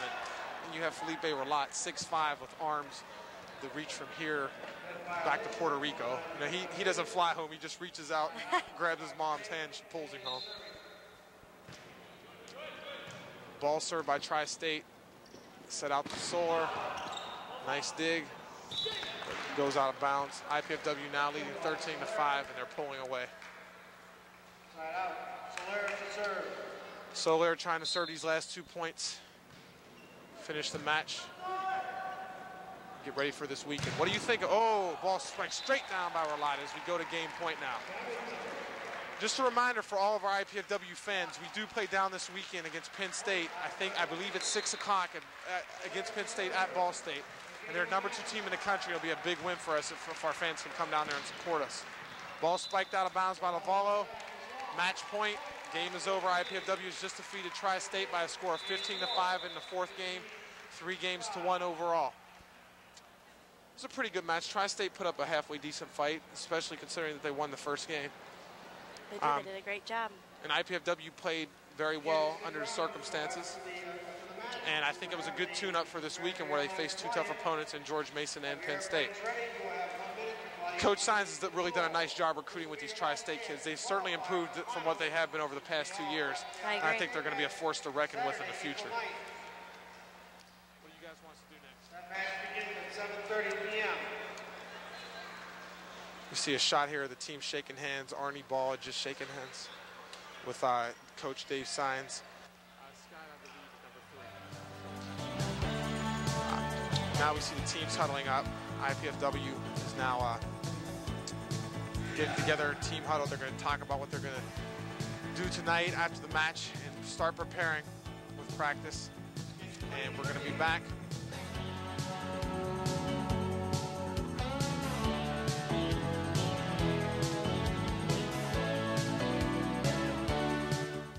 Team spirit is alive and well at IPFW. That's because IPFW has established itself as an athletic power, not only regionally, but nationally. With 11 major sports, IPFW offers talented student athletes great opportunities. Success and support of IPFW athletics comes solely from the fans, students, faculty, alumni, and the prestigious Royal Dons Club. The Royal Dons Athletic Club has over 500 members who financially support IPFW athletics, enabling the university to provide scholarships to deserving athletes.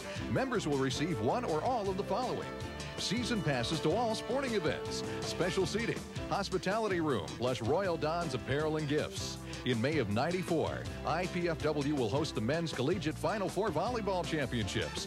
Royal Dons will be first in line to purchase preferred seating. Be a part of the winning tradition. Join the Royal Dons Club. We need your support. Call IPFW Athletics. Get into the team spirit. My hero? Isaiah Thomas, Kevin Costner, Mr. Wong. These are teachers, but to the kids they've reached, they're heroes. My hero? Mrs. Wooten. If I don't get through to that child, who knows, maybe no one else will. Teachers have the power to wake up young minds, to be heroes, to make a difference. Reach for that power. Teach. Find out how by calling 1-800-45-TEACH. Be a teacher. Be a hero. What comes to your mind when you think about mathematics? Clowns, street sweepers, the Red Sox, robots, the weather, earthquakes, Disney World, pineapples, conventions, parking tickets, fishing?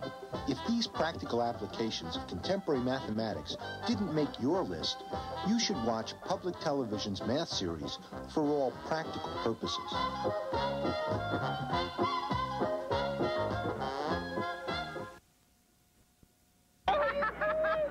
We made it. Hey, I couldn't have gotten through physics without you. Yeah, well, you're on your own at college. It's not fair.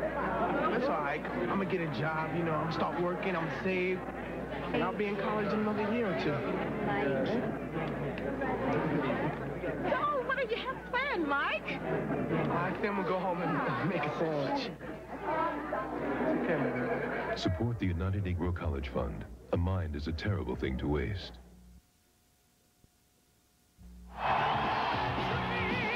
Vince, come on, we're late.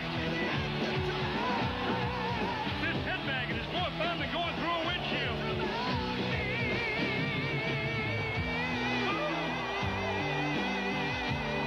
Good night from Iron Maiden. Drive home safe. Remember to strap yourselves in with your safety belts. You don't want to end up like Eddie. Belt up. Don't be a dummy. Time for a little math test. What's the common denominator of the following situations? Time's up, and the answer is algebra. Not what you expected? Neither is the new PBS series I'm hosting. I'm Saul Garfunkel, and the series is called In Simplest Terms. Join me as we bring college algebra down to earth.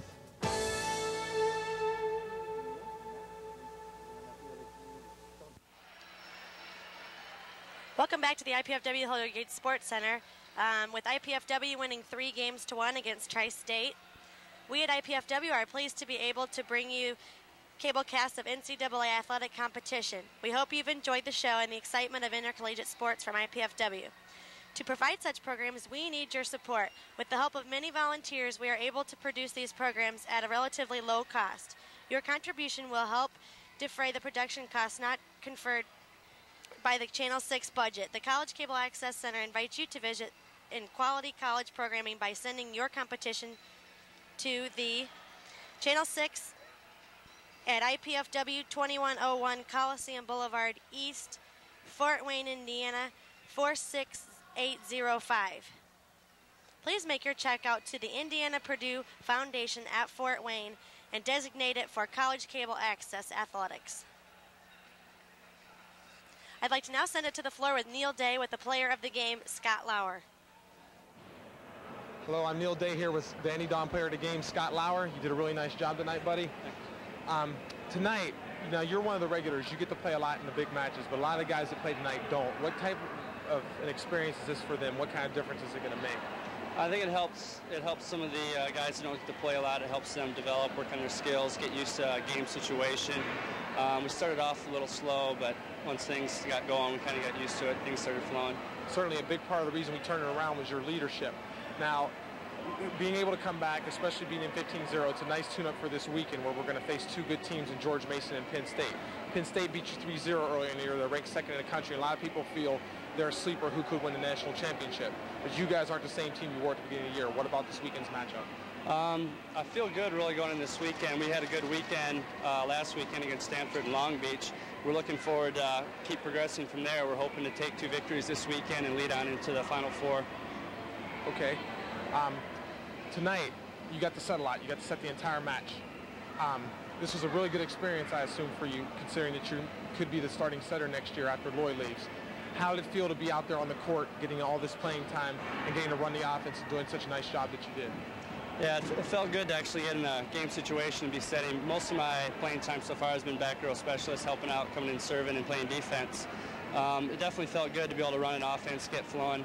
Things started off a little slow, but once we got going, I think the team kind of got in the groove and we got used to it. Things started going well. Well, you did a great job tonight, buddy. Way to lead us back to the win. and get some great digs for me this weekend down at Penn State, and let's get a big win down there. Yep. Okay, back up to Jill in the booth.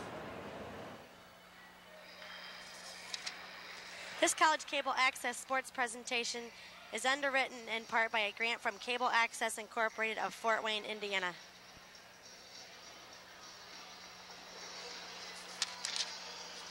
We'd like to take this time to thank the Channel 6 volunteer crew and the Learning Resource Center at IPFW for their contributions to the live production of our volleyball match this evening.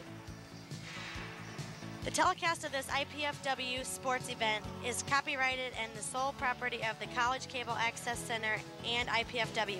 Unauthorized duplication, exhibition, retransmission, rebroadcast, or other use of this event without express written consent is strictly prohibited. Don't forget to tune in to Channel 6 Saturday evening at 7:30 to see the Buckeyes from Ohio State take on the IPFW Volleyball. For IPFW, this is Jill Lyon. Goodbye for now.